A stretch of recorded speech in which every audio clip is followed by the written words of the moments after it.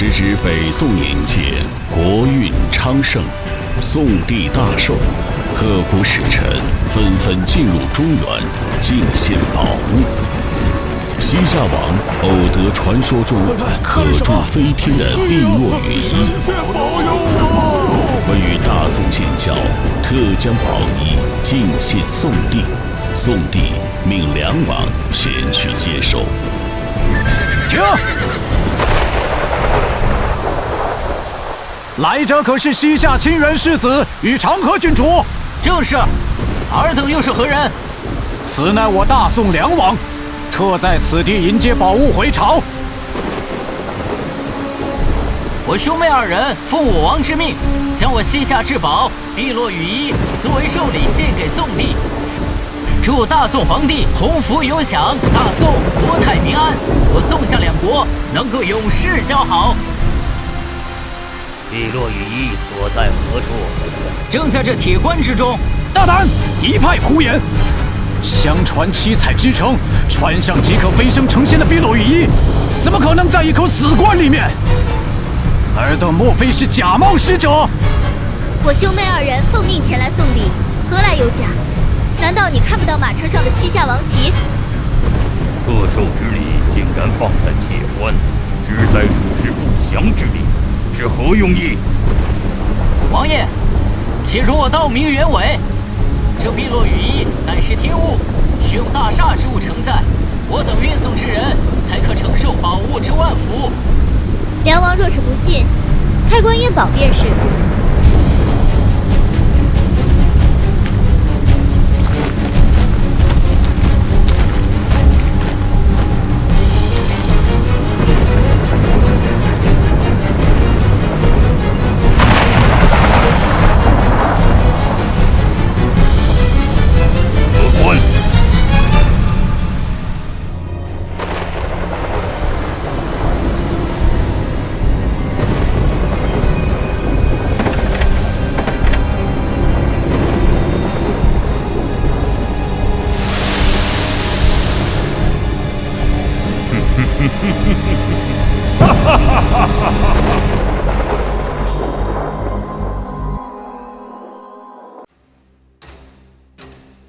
南宋年间，有提刑官宋慈，其断案如神。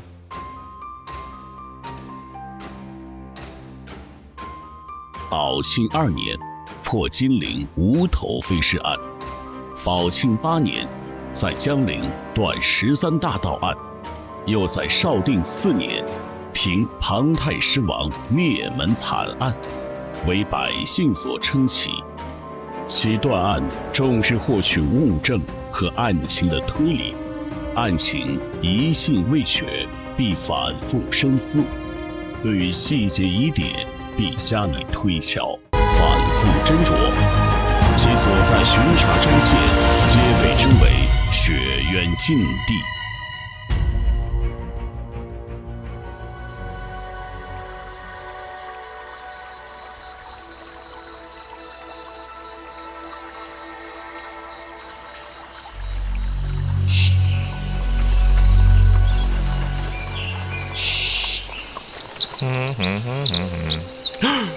大哥，来了！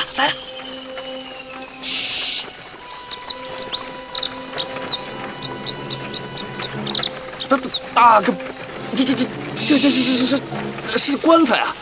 这也太不吉利了。是大哥，捡几个棺材有损咱的威风啊！就是，哎呀，谁车上拉着宝贝会写着“宝贝”2个字啊？等着让咱们解啊！依我看，这就是西夏人的精明之处。可是这也太……哎，闭嘴！少说话，不干活！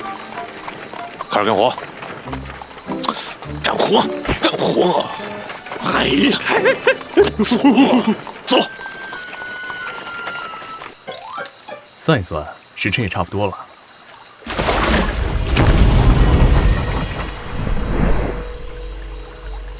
尔等何人呢？此路是我大姐。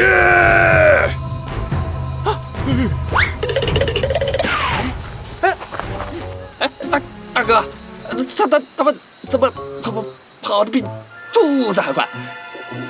我看这都是棺材，哪有什么公平啊？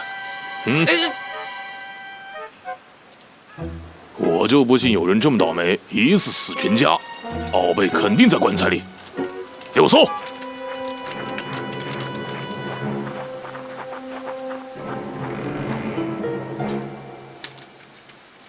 大哥，这棺材是空的。你说的宝贝在哪啊？真真假假，虚虚实实。我就不信这4个全是空的。开那个，走。动了，大哥！这是大哥！怕什么？老子什么鬼没见过？哈区区的死尸，你把它给我剁成肉泥！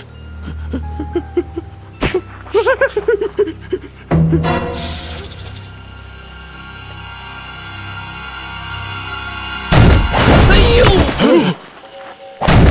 把它给我围起来！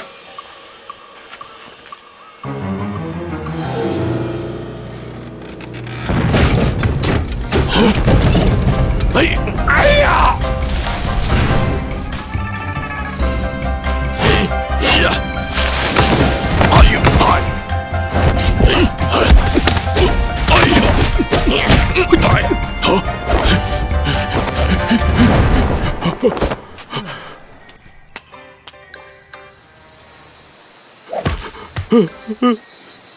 大爷，饶命啊！大爷，就你们这种货色，还学人做山贼，影响小爷我睡觉也就算了，还敢公然抢劫朝廷贡品，你们真的活得不耐烦了呀！魏后出来了吗？哎，出来吧，都解决完了。云松，你把那几个家伙押回衙门，交给郝大人。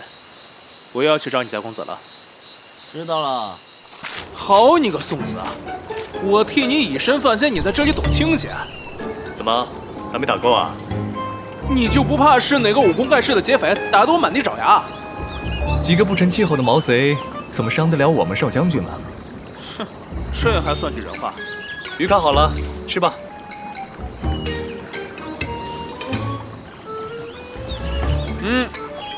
手有长进啊！你这刀是用来解剖尸体的吧？便连刀刃锋利，精细之处操作方便，用来剔鱼刺再合适不过了。等一下，你洗了没有啊？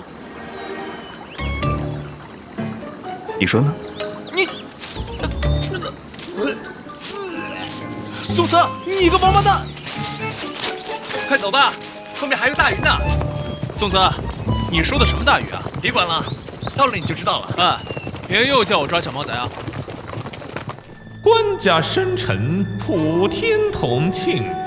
西夏王派世子、郡主2人来我大宋押送贺礼，官家亦与西夏修好，为表重视，特命梁王前去接应。可谁成想，梁王王爷，他竟命运当晚，那嫌疑最大的西夏世子暂被禁足。可此时我大宋与西夏情势微妙，官家担心强行禁足西夏世子会破了两国情谊，故特命宋大人前去断案，务必在最短的时间内破获其案，给两国一个交代，不然我大宋和西夏恐有战事啊！咱家口谕已经传到，有劳2位大人了。是，微臣领命。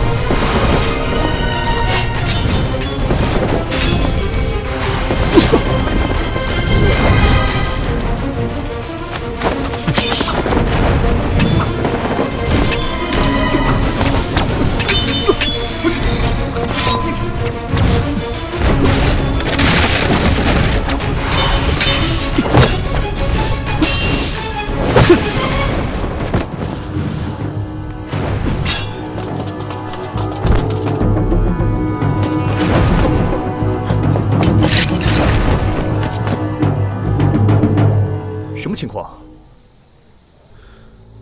怕是有人要你宋大人的命啊！在楚少将军面前要我的小命，想多了吧？连个人都留不住，还不是让他跑了？还不是为了救你家公子啊！再说了，他左肩也中了小一掌。哎呦，那结果还不是一样？你好了，别和小孩子见识了。这刚来此地就遇到刺客了，这官家还专挑难啃的骨头给你砍。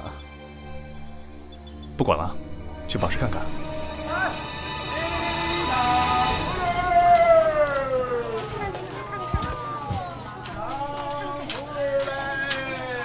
李松，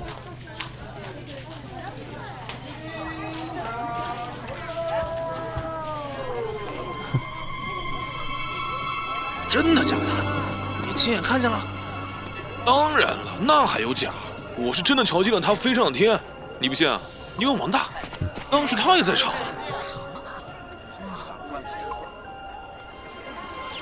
你们都看见了？二位客官，当然看见了。来户上，还是我先发现的嘞。那天呢，那个人穿得很漂亮，唰的一下飞上天了，浑身都冒着光。我怎么觉得事有蹊跷？哎，听说梁王飞仙时穿的雨衣是西夏进贡之物，难不成？我也听说，那雨衣来路不明啊。哎，既然是贡品，还能是什么阿杂之物啊？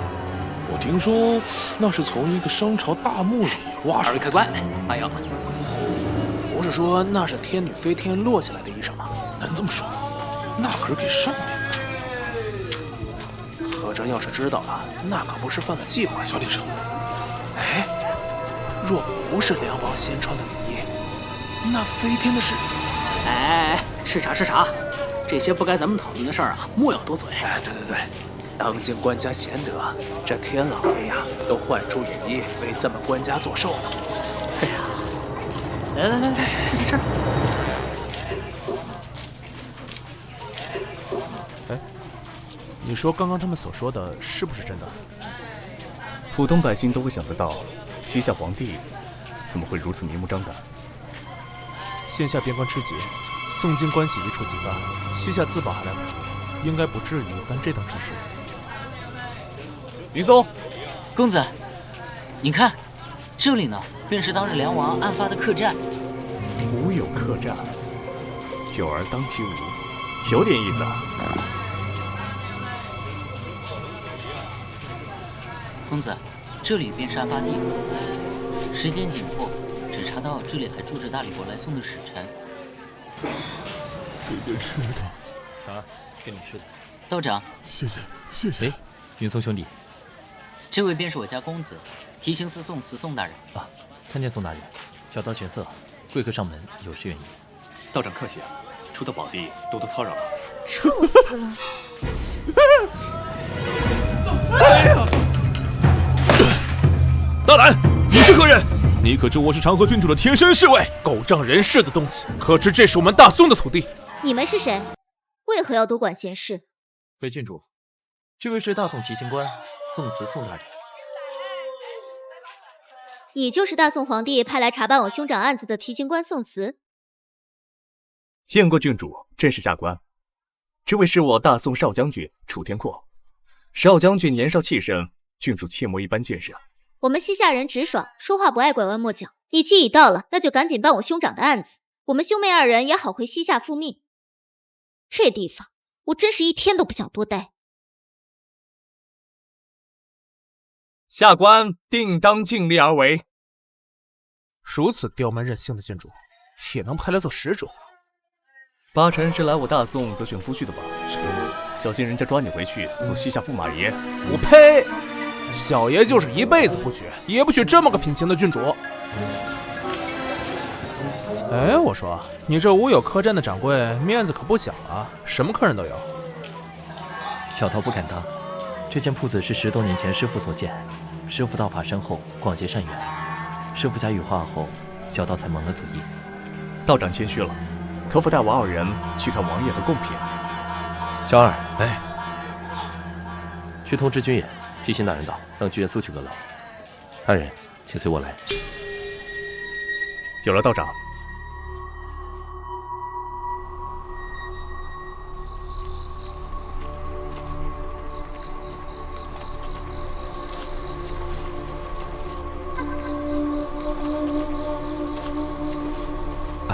这位是大理国的廖将军，奉命来贺寿的。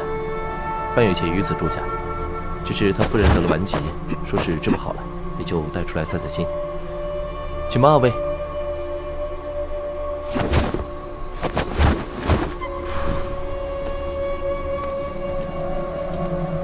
参见将军。这位是宋慈宋大人和楚天阔楚将军。二位大人客气。将军，快去把夫人的药取来，别耽误时间。是。啊，是奴婢笨手笨脚。啊，不碍事，莫怕。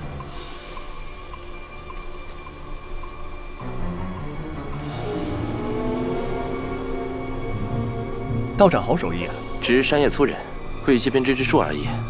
有劳道长。夫人的药讲好了，去取来便是。走吧。二位大人，有礼了，请。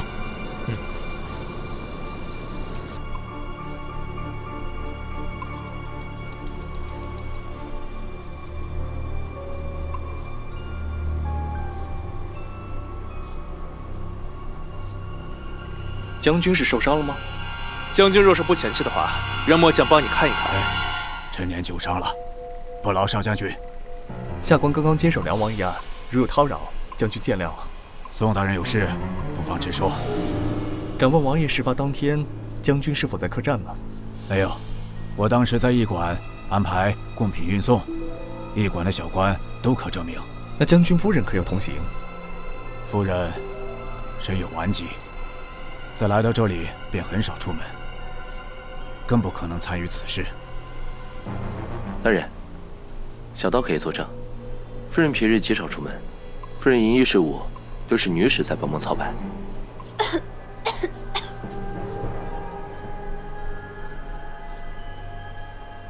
夫人，你怎么出来了？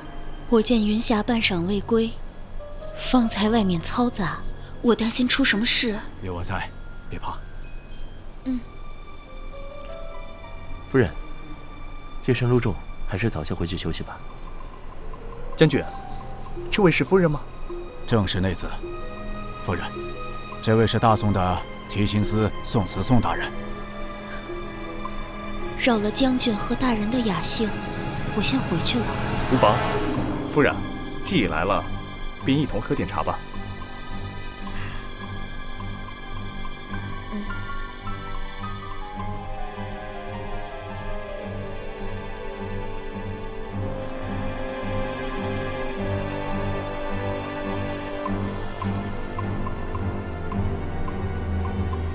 夫人好茶艺啊！我家将军偏喜大宋的点茶，又不喜欢侍女的手艺，我便学了来。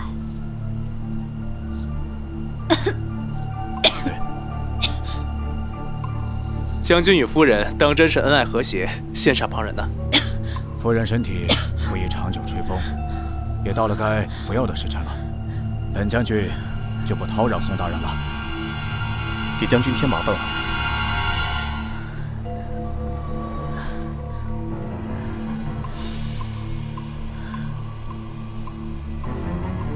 大人可是怀疑廖将军夫妇？在尚未定案之前，无论是谁，皆有嫌疑。大人所言极是。末将是王爷的随行侍卫长李九墨，参见提刑大人。王爷到此之后，便将贡品放在阁楼之上，并挂了铜锁。现在钥匙在君爷手里。小道先行告退。有劳道长。请。请。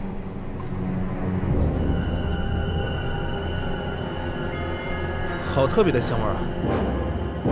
少将军好本事。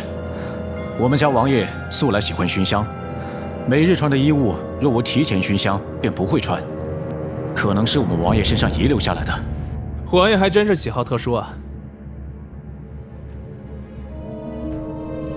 开棺吧。好。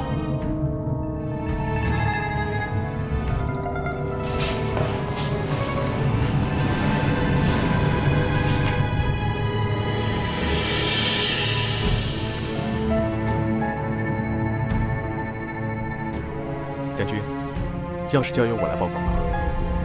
好，走去看王爷遗体。宋大人，末将先行告退，有劳将军了。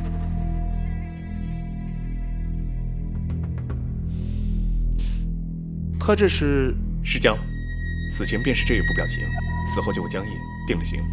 哎，你说不会真有什么九天玄女之类的吧？死了还带着笑？哪里有什么神仙妖怪，无非是人怪力乱神罢了。切，对对对，宋大人说什么都对。你试探出什么了？哦，对，那个玄色左肩无伤，应该不是他。但是那个廖将军，我有点拿不准。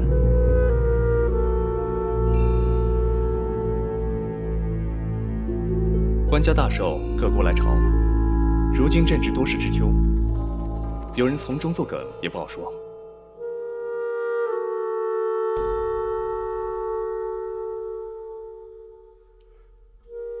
双手放松，无抓握，指甲无异物，死前没有搏斗痕迹。哎，那个西夏郡主嚣张跋扈，清源世子定然也不是什么省油的灯。你说会不会就是西夏人派人跟踪我们，然后杀人灭口啊？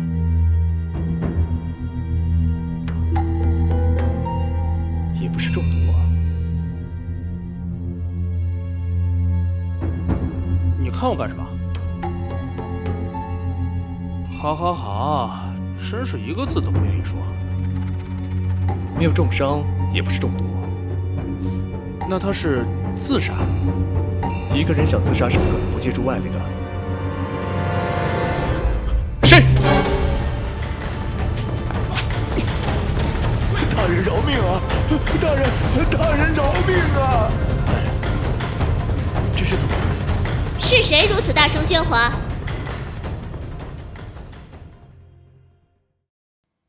宋大人，这半夜三更的，你们这是在干嘛？我兄长的事情处理的怎么样了？郡主言下之意，难道有刺客不抓吗？哪儿来的刺客？大人，小人不是刺客，也不是故意偷看，小的是齐家的管家，姓齐。齐家？啊，回大人，城里面的确有一个齐家，曾听师傅说是望族，好像是给皇室和望族们做华服的名门世家。你为何来此地？大人，我是为碧落羽衣而来。那羽衣本是我齐家之物，大人切勿将此带离此地呀！胡说！碧落羽衣乃我西夏皇帝献给大宋皇帝的寿礼，何时成了你们齐家之物？郡主且听他说完。你这样呵斥他，他怎么敢往下说呀？他口出狂言，辱我西夏，我继续让他胡言乱语不成？郡主海涵，且听他说完再定罪也不迟啊。大人，小的所言句句属实啊！老人家请起，请慢慢说来。大人，那羽衣真的不是助人成仙的仙衣，而是被诅咒了的索命衣呀！当年我齐家少主就是因羽衣而死，欺负上下几十口人，死的死，被流放的流放。但凡与他有关的，都没有好下场啊！你是说齐家的没落与羽衣有关？大人，你信小人之言，切勿将那碧落衣带离小城，否则会引来大祸呀！都说今夏欲有联盟之意，此时你们大宋皇帝大寿，西夏还送此非义之物为贡品，是何居心？一派胡言！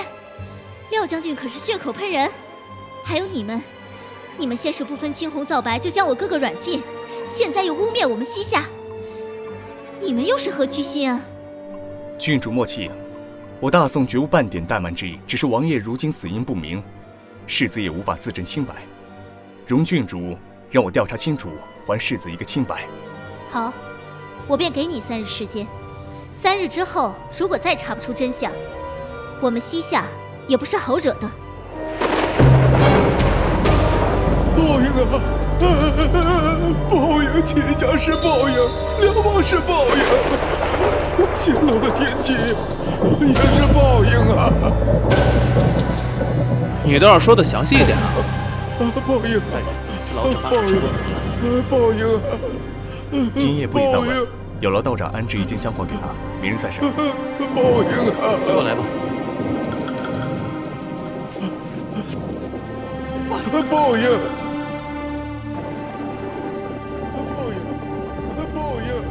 叨扰将军了，明日若需配合，还望将军见谅。宋大人有礼，如有用到本将之处，尽管开口。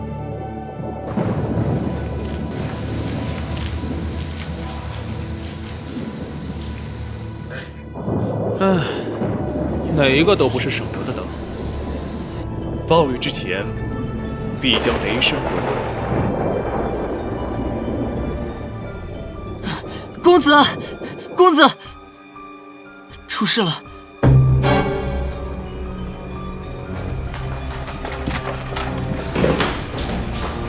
参见大人，我早起巡防，门已被撞开。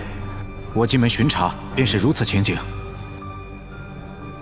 这梁王当真是喜欢收集奇珍异宝，便是这熏香都非凡品，经久不散。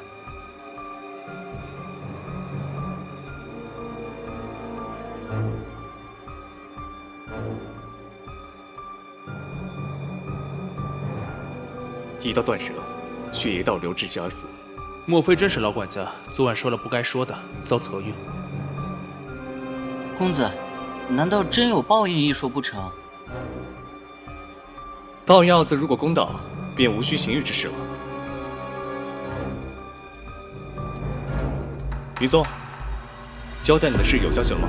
回公子，这家客栈原是10多年前一个名叫吴飞的云游道士所开，可3年前这位道长病逝了，自那时起就将这家客栈交给了这个玄色。打听到齐家之事了吗？现任县太爷是新调任过来的，并不知道当年所发生的前旧事。这个衙门里有一个老主簿，听说当年与齐家家主有一些交情。他可说了什么？这个老主簿不知是年纪大了忘性也大，还是揣着明白装糊涂，没问出什么来。你是说怀疑这家客栈？尚未定案之前，谁都有嫌疑。做好记录。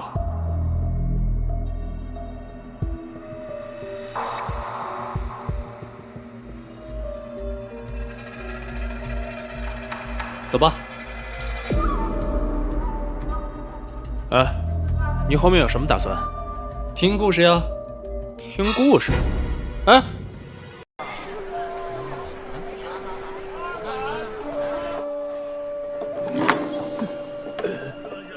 县治重地，何人闯入？老主伯莫要惊慌，本官宋慈，奉皇命调查梁王一案。哦，哎，莫要多礼，只是询问事情罢了。老朽一定知无不言。敢问您在任多久了？30余年了。那您可听说过古沙镇有一个齐家？大人问的可是那个做华服的工匠齐家？正是啊。年轻的时候是有那么一家齐家，10代做华服的工匠。不过早几年那齐家已经成空壳了，好像是那个齐家少主日夜钻研什么仙服出了事儿，穿着那件仙服啊飞升了。当真飞升成仙呢？嘿，什么成仙呢？老话说就是一人得道，那齐全便跟着升天。但是那齐家后来还不是满族灭门抄家的，要如老朽说呀，那就是做衣服入了魔才是。那主簿可知当年齐家被灭门，所为何事？老朽年逾古稀，这些事儿好像是上辈子的事儿了，实在是记不清了。老主簿，你掌管县治户籍，记性不好则还是得，莫不是故意有错隐瞒？劳烦大人，给我点时间，我翻阅县志怎么样？那劳烦主簿了，明日我2人再来。恭送大人。告辞。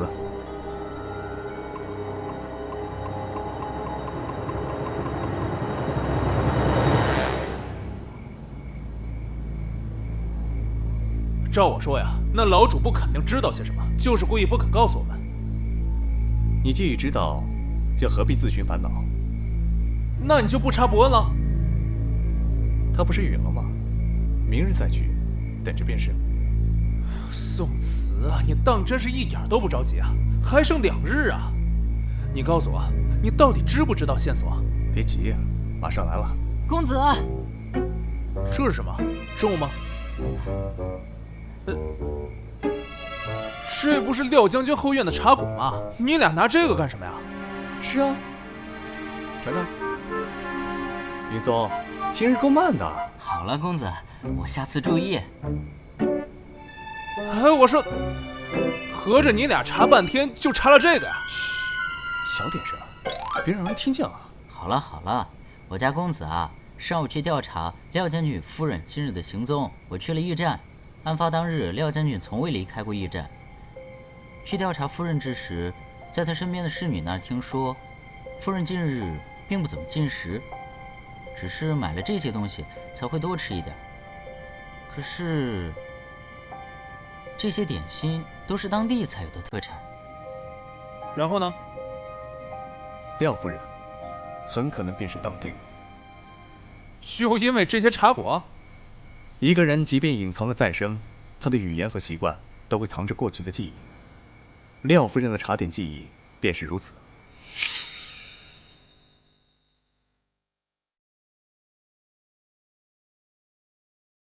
我家公子猜的应当没错。据我所知，当年廖将军出使中原之时，据说也是这沙漠这一带。廖将军回来之时，便带着这位夫人去寻访名医。这次将军带他出去，应该也是为了寻医求药去了。可以呀，云松，这么短的时间查出这么多，出师了呀？还不止呢。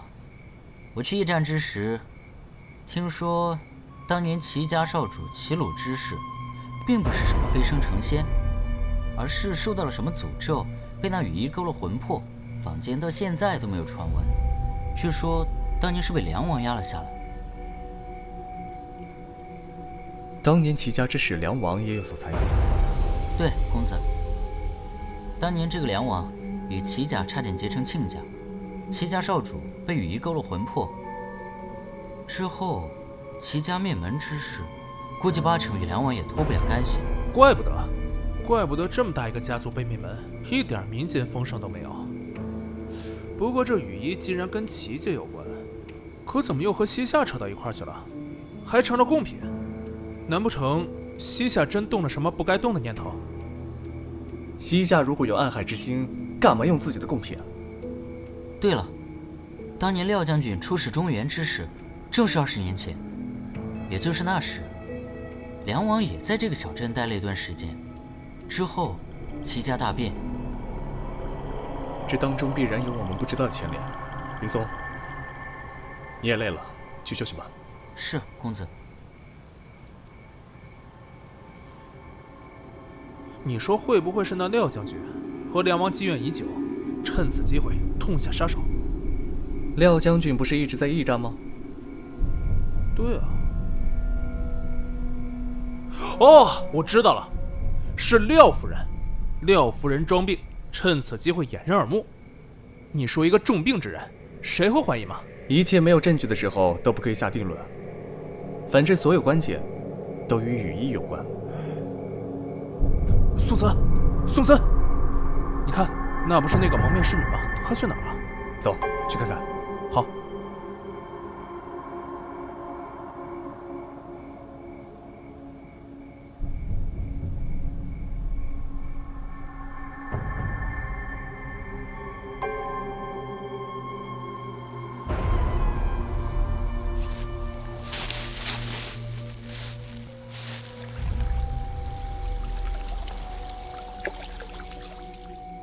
走吧，放河灯没什么好看的。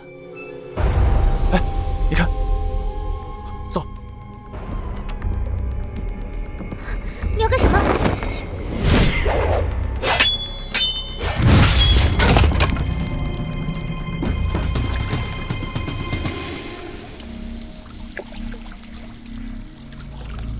姑娘，没事吧？宋大人，你怎么在这儿？碰巧路过，没想到遇到此事啊！多谢大人救命之恩。不必客气。姑娘，你这是在干嘛呀？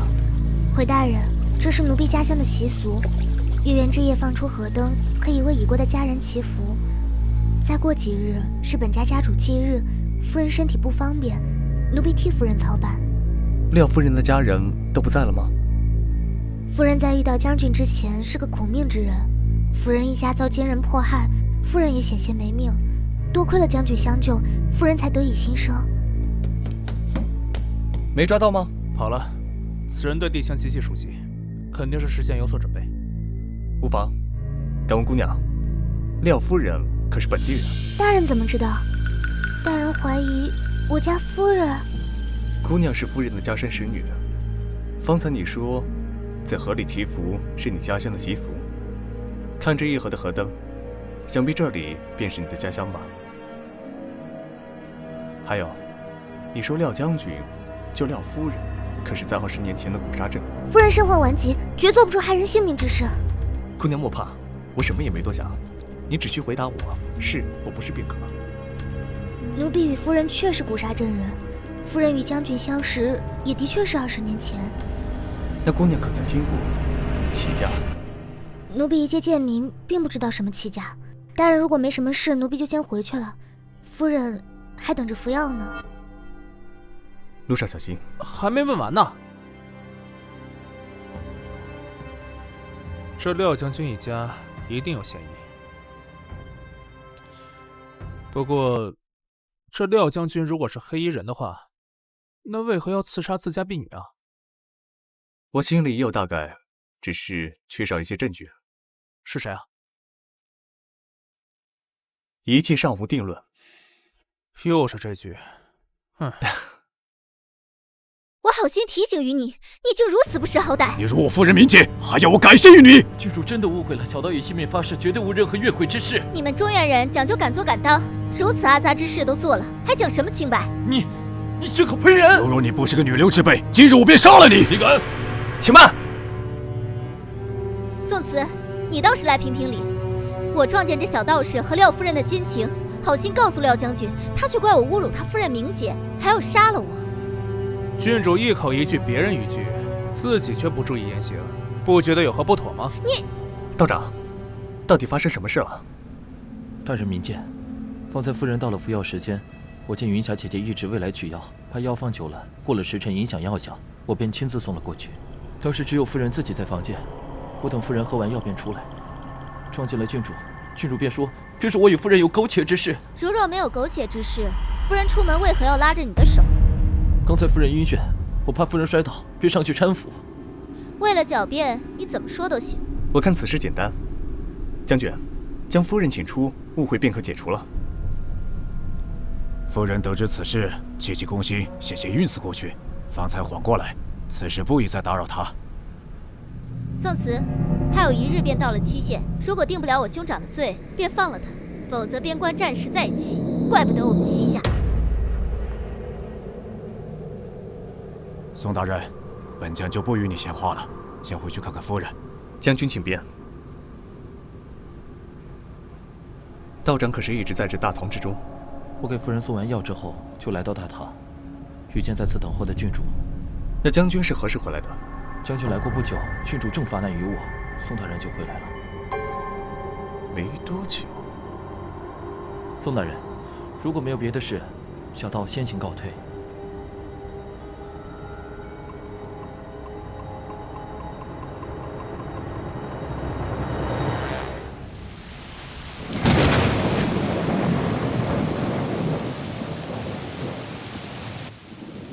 唉，也不知道哪家二郎如此命苦，要和这长河郡主和亲。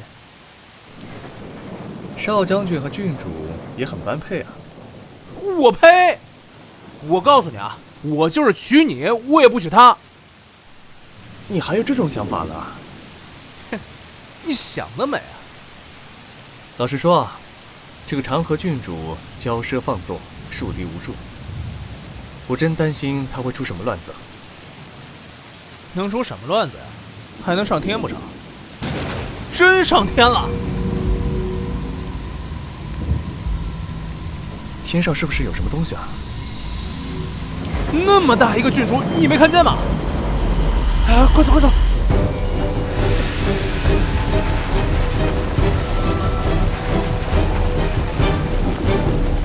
大人，这可怎么办？将军怎能从后院回来？我在后院里喝茶，看到天上有异象，出来看看。走。宋子，你看这脚印。诸位，阁楼会议成为凶杀现场，还望等候一下，切勿沾染是非。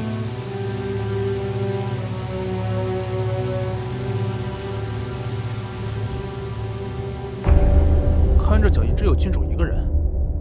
这郡主难道会穿墙不成？进去一看便知。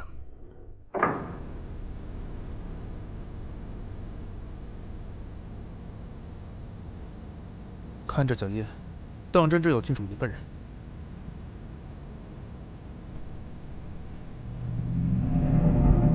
这镜子是不是被人动过？好像是被人动过。应该是郡主来的时候不小心碰到了吧。身体还有余温，肌肉也未僵硬，死后不足半个时辰。淋过雨水，应该是大雨之时进来的。同样没有中毒迹象，身上并无伤痕。岂不是跟梁王死的一样？很可能是同一人所为。那到底是怎么死的？差一点点，就差一点点了。什么差一点？公子，公子，不好了！公子，世子出来了！滚开！放上去！楼上案发现场，你不能上去！世子莫要冲动。下官宋慈负责办理梁王一案。管你是谁，我妹妹现在怎么样了？世子，郡主已经。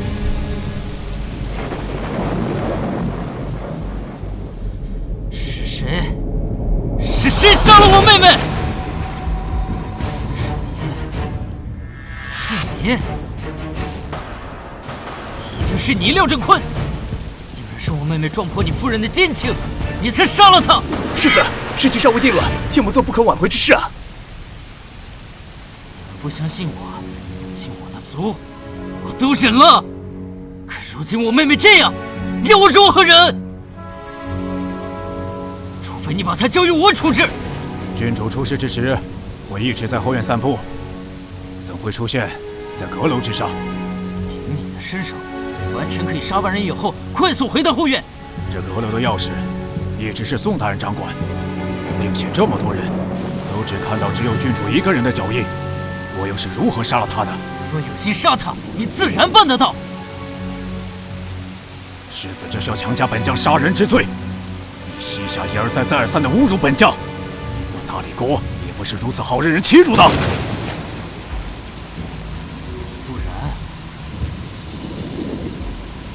不然就是你是这家店掌柜，钥匙你定然有留存。各位大人明鉴，这锁是王爷所设，王爷出事之后，钥匙一直在君爷手里，我从未经过手，何来留存？大人您说是不是？是，钥匙确实在我手里。世子，遭逢此事，内心焦急，下官等人万分理解。但如今……好，宋慈，既然你负责这个案子，那我就给你1日时间。1日之后，如果无法给我一个定论，别怪我西夏无情！哼！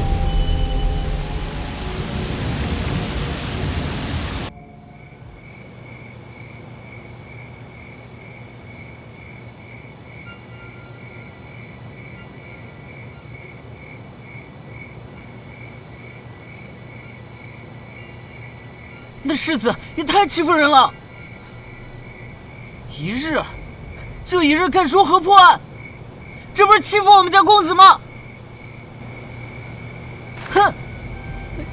你这么用力踩干嘛？溅我一身泥水。你看我这衣服脏的。你刚才说什么？看我这衣服脏的。上一句。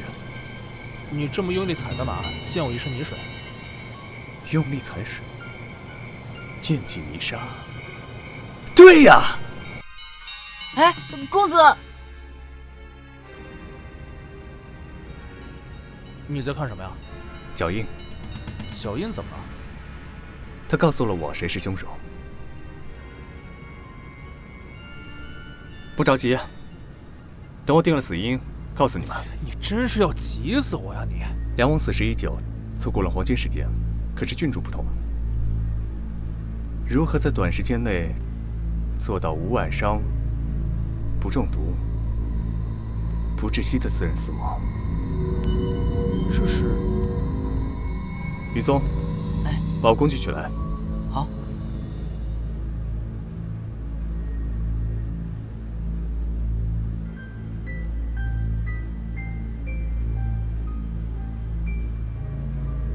你这是要开颅？这或许是他真正的死因。你到底还有多少奇奇怪怪的验尸招式啊？又是开颅又是开腹的，你都可以出本书了。出书也不错呀。嘿，你还当真了？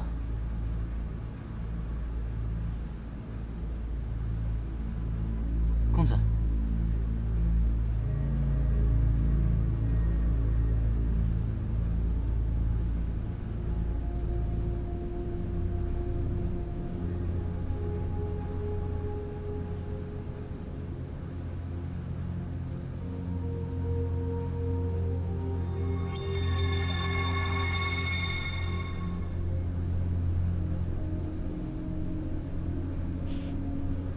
就是这个味道。梁王身上是这个味道，老管家身上也是这个味道。我家公子说的没错啊，少将军这个狗，这个鼻子还真是挺灵的。宋慈，又是你在背后说我坏话。去哪儿啊？去看梁王。梁王这根当真是巧妙，如果不是先发现郡主那根，真的很难发现。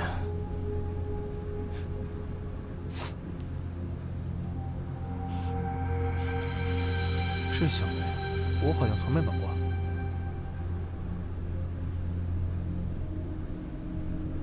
云松，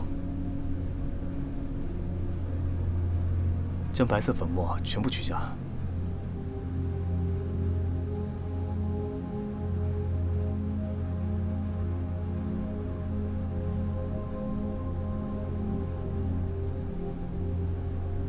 可老管家就并未被这银针所刺啊？难道凶手不是同一个人？也未必啊，说不定是因为老管家的死不值得做出飞天幻象。毕竟一个老管家的死也很难引起别人注意。唉，死因是找到了，可飞天幻象是怎么做出来的？杀人动机又是什么？你说的这个他到底是谁啊？洗干净。为什么呢？为什么呢？哎，宋慈！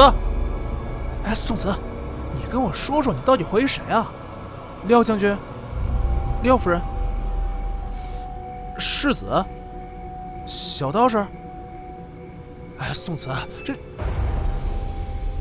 宋大人，道长有何事啊？我让人准备好了热水，为宋大人和少将军沐浴驱寒。小道长有心了。客气，随我请吧。哎，道长，道长这伤，这是我小时候的伤，我也记不得了。敢问道长，您师父可曾说过你的身世啊？师父捡到我的时候是2、3岁模样，当时我一个人蜷在草丛里，应该是家中遇难，和家人走散了。师父看到我的时候，以为我死定了，可谁知，在师父悉心照料的情况下，我又活了过来。那道长切莫辜负了师父的一片苦心啊！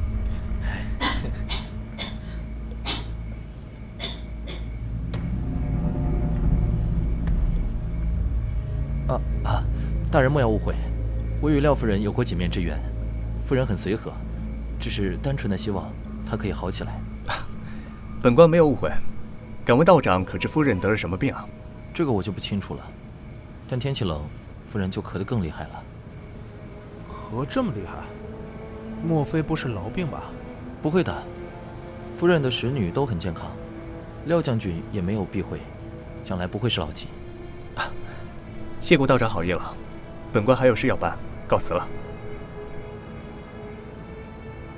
啊，我怎么不知道你还有别的事啊？睡觉，明日早起献药。献药？献什么药啊？宋大人，进展如何？本将也不能再耽搁，要赶回大理国了。心里有数了，可还有细节需要求证。将军，可识得此物？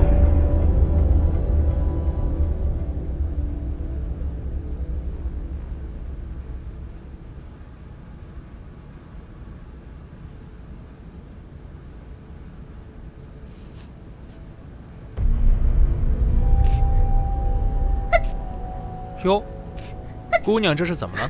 大人恕罪，奴婢实在碰不得夫人的定神散。乱说什么胡话！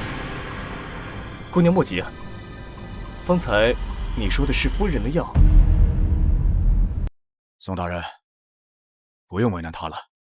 莫非廖夫人才是凶手？并非这样，我之所以不说，就是怕你们会误会到他头上。这定神散在中原很少能见到，要在漠西一带才可以高价买到。这药是给病入膏肓之人止痛所用，可还有别的药剂啊？服用后会产生幻觉，让人心生愉悦。夫人近2年身体越发不好，只能用此药缓解痛苦。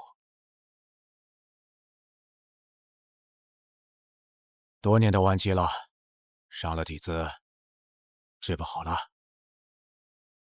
听闻夫人是将军早年在古沙镇救下的。是啊，当年我路经古沙镇，在官道上遇到他们主仆2人，想来应该是从货场里逃出来的。能撑到现在，已经算是奇迹了。我觉得这些人都和20年前的案子有关。天哪！楚将军竟然发现了！哼，这线索也太明显了。嘿，你什么意思呀？我告诉你，我自己有我自己独到的见解。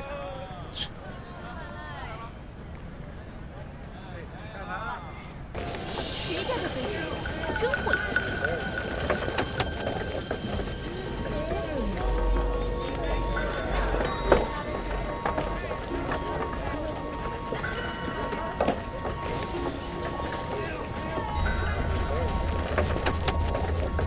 这黑纸鸢有什么好看的？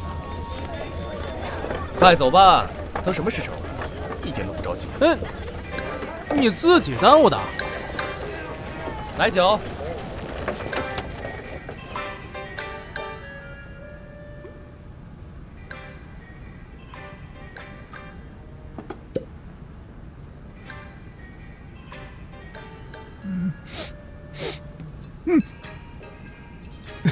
金楼上等的女儿红，lão主播果然是懂酒之人啊！大人们客气，老朽何德何能？您放开了喝。老主播您酒也喝了，昨日答应我们的事，可曾查到？查到了，查到了，我这就给您拿去。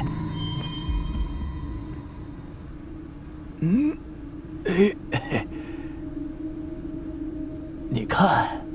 这就是当年那个失火，还有抄家之罪的记录。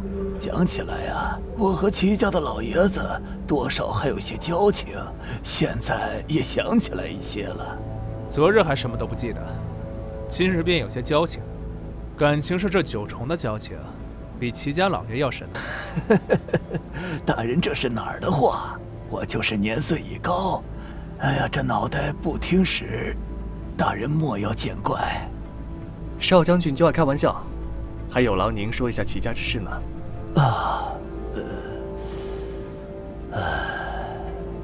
那时候梁王来到古沙镇月余时间，不知道怎的，他看上了齐家独子齐鲁，便想将自己的庶女嫁给齐鲁为正室。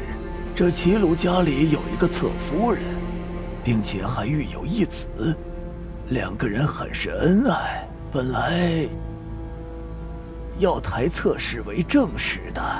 那梁王知道这事儿吗？知道又怎么样？他想嫁女儿为正室，这齐鲁不答应。为了这事儿，惹得梁王十分不高兴，着实还闹了一阵。后来齐家失了大火，那火烧了2天2夜，侧室和孩子也烧死了。从此齐鲁就跟丢了魂似的，整天打造仙衣。那仙衣也沾了魔性，将齐鲁的魂魄勾了去。为了这事儿得罪了梁王，他觉得自己没有面子，于是就抄了齐家，治了齐家的罪。按照老主簿说的，我查到了这些。齐家大火之时，齐恒才3岁。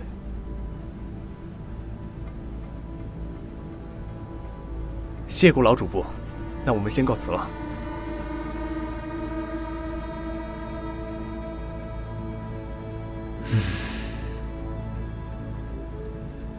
老伙计呀，你的冤要沉冤得雪喽！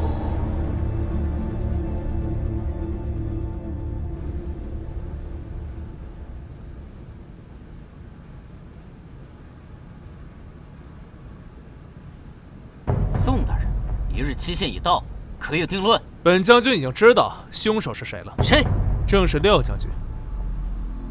少将军说笑了，本将与梁王和郡主无冤无仇，怎会是凶手？是与不是，将军脱下衣服，我一看肩膀便知。本将征战沙场多年，这左肩有伤，也不是了不起的事。单凭这伤，少将军如何定论？将军怎知那黑衣人左肩有伤呢？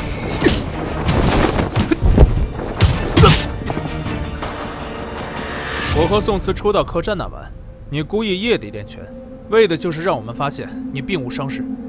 其实将军惯用的应该是左手，我没有说错吧？你倒是说说，我为何跟踪你们？我和宋慈初到镇上，你心中有鬼，怕宋慈将你揭穿，所以你就监视我们。之后我们在河边遇到你那侍女，你又再次出现，是因为什么？因为你想制造黑衣人与你一方无关的假象。如若你是黑衣人，没必要对自家人动手。哈哈哈哈哈！宋大人果然名不虚传，是我又如何？那梁王镇守西南多年，强国民之名高，本将军心疼大宋边民，与他起过数次摩擦，大宋皇帝却视而不见，他死有余辜。那你为何杀我妹妹？我说过，如我夫人这死，就算他是郡主，那又怎样？他口无遮拦，嚣张跋扈，就该为他的任性付出代价。少西夏郡主还敢口出狂言！来人，绑了押回西夏。是。将军，夫人，廖振坤，你给我站住！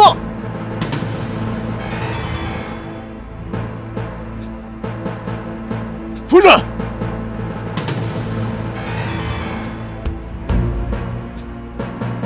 浓的定神散，你这又是何苦呢？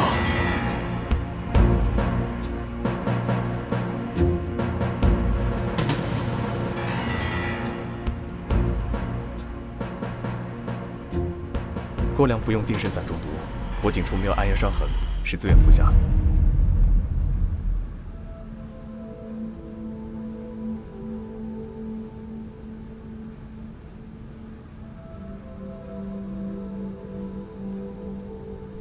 梁王与郡主之死，都是妾身所为，莫要再伤及无辜了。我与夫君原本举案齐眉，夫妻情深，却不想齐家乡与梁王结亲，逼着齐禄休了我。只因为那梁王之女不愿与人共侍一夫，我本以为齐禄会为我争取，可没想到齐禄竟然狠心的将我和恒儿搁置在别院，不再理睬。更没想到的是，别院忽然起火，我不相信这么巧，这场大火就在我住进去不久才出现意外。云霞为了救我毁了容貌，可怜我的恒儿葬身火海，只留下我一人。这么多年我苟活于世，就是为了寻得一个报仇的时机。齐家没了，但在我有生之年等到了杀死梁王的机会，就让这段恩怨随着我的死结束吧。西夏郡主实属意料之外，怪就怪在他撞见了我的秘密。这一世，我唯一有愧之人便是将军。将军待我恩重如山，妾身这副残躯实在无法报答将军。若有来世，妾身定当半年左右。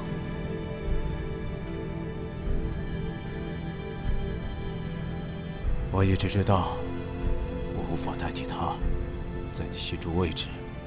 我只求余生让你不再受苦。今生无法护你周全，何谈来世？玄色道长觉得此事应该如何？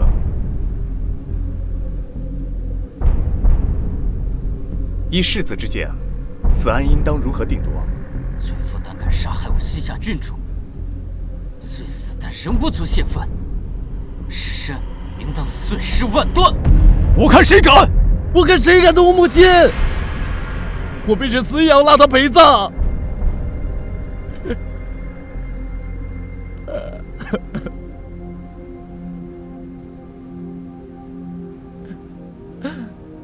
母亲，我知道你是为了保全我，才替我背下罪名，走向死路。可你知道吗？我也舍不得看你含冤而死。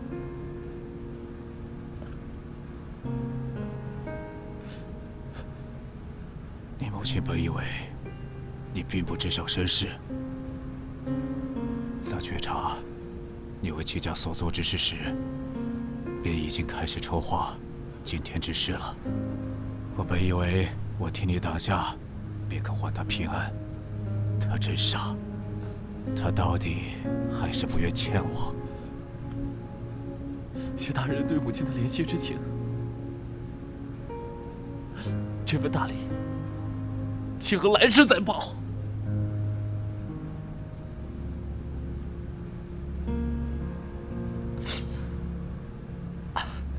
宋慈，你何时知道我的？郡主出事那天，你的身体半湿半干，想必是因为肩膀上扛着被定神伞迷晕的郡主吧？这也解释了为什么郡主的尸体上背后的雨水远多于身前。可是当时，在场所有人都看到，这地上只有郡主一人的脚印。你怎么证明这是玄色背着郡主，而不是郡主自己走进来的？郡主身材娇小，所踩出的水花必然不大。将军可还记得那一日的脚印？那正是玄色穿着郡主的鞋，想制造只有郡主一人脚印的错觉。可他并无阁楼钥匙，他是怎么进去的？一名出色的华服匠人，连首饰都可以做得入微精细，更何况一把简单的钥匙呢？可他并不是华服匠人啊。道长既是齐家之后，家族的技艺又怎能不会呢？他们的编织手艺经常与丝线打交道，所以在手指处会有很厚的手茧。宋慈宋大人果然观察入微呀。那你又何时知道我是齐恒的？20年前齐家大火，齐家小公子齐恒火中丧命，同年你师父便捡到了你，没多久便回到了古沙镇，时间上太过巧合了。你的伤也是那时候留下的吧？还有便是，老管家之死确实是自杀，如果我没有猜错的话，他便是为了帮你坐实雨衣的诅咒，让世人皆以为他是因为泄露天机而死。老管家死的时候，你也在场吧？因为心疼他割舌之苦，便用了定身散。也唯有齐家后人才会心疼。说了这么多，我妹妹到底是怎么死的？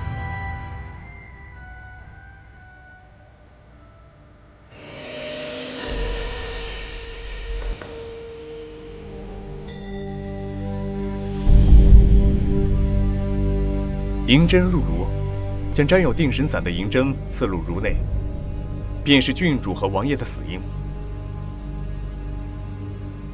我查过镇上唯一能买定身散的药店，因为定身散的特殊性，每一笔交易掌柜都会记录。几年前齐鲁病重，你购买过不少，根据他的死亡时间，定然是你。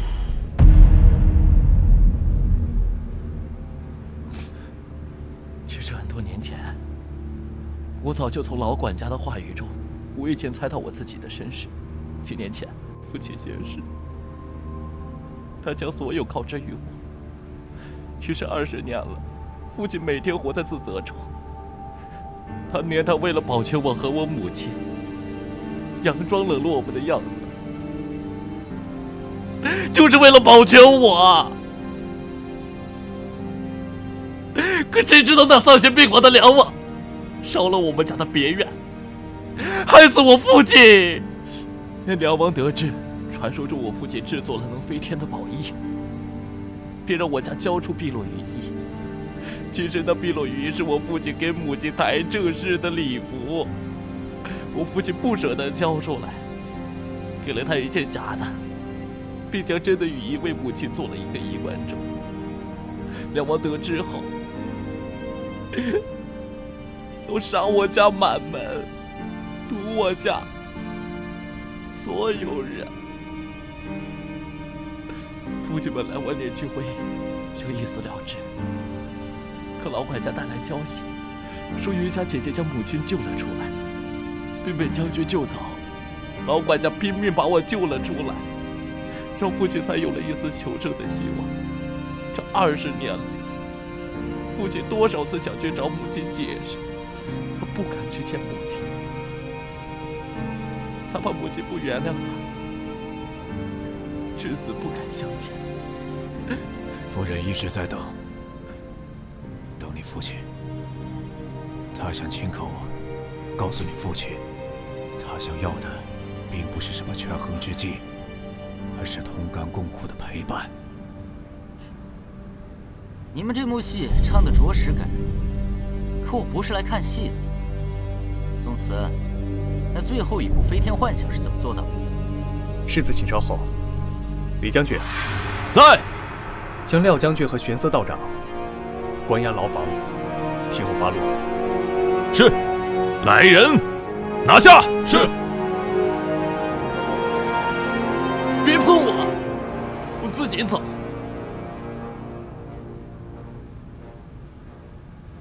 世子，请移步室外。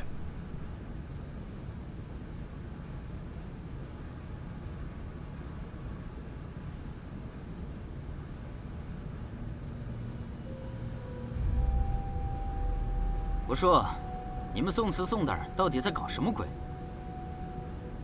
快看，宋大人上天了！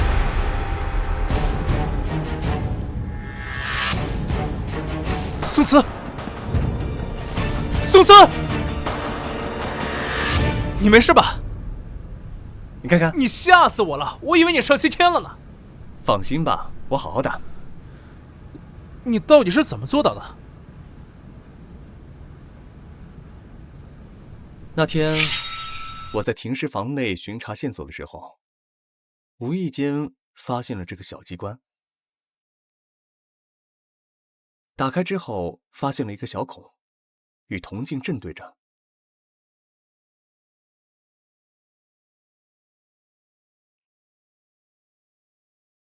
用蜡烛照射出屋内的景象，再用镜子接入小孔，投到屋外障碍物上，便形成了飞天幻象。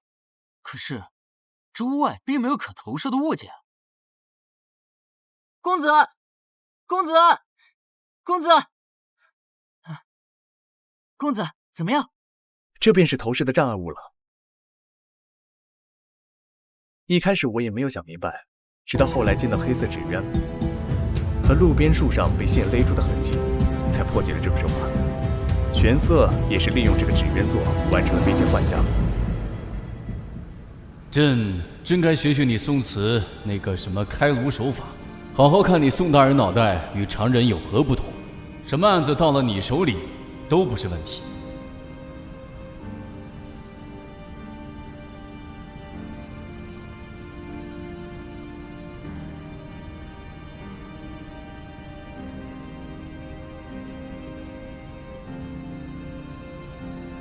上穷碧落，下黄泉，两处茫茫皆不见。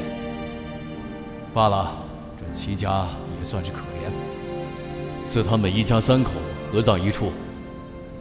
可是，这碧落羽衣原本是件充满情意的稀世珍宝，现在却也是一件凶遗，留在世间，着实晦气。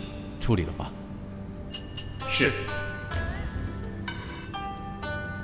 说来也是讽刺，为了一件衣服，竟然害了如此多人性。自古人心，贪念最难平复。也许对齐家来说，这已经是最好的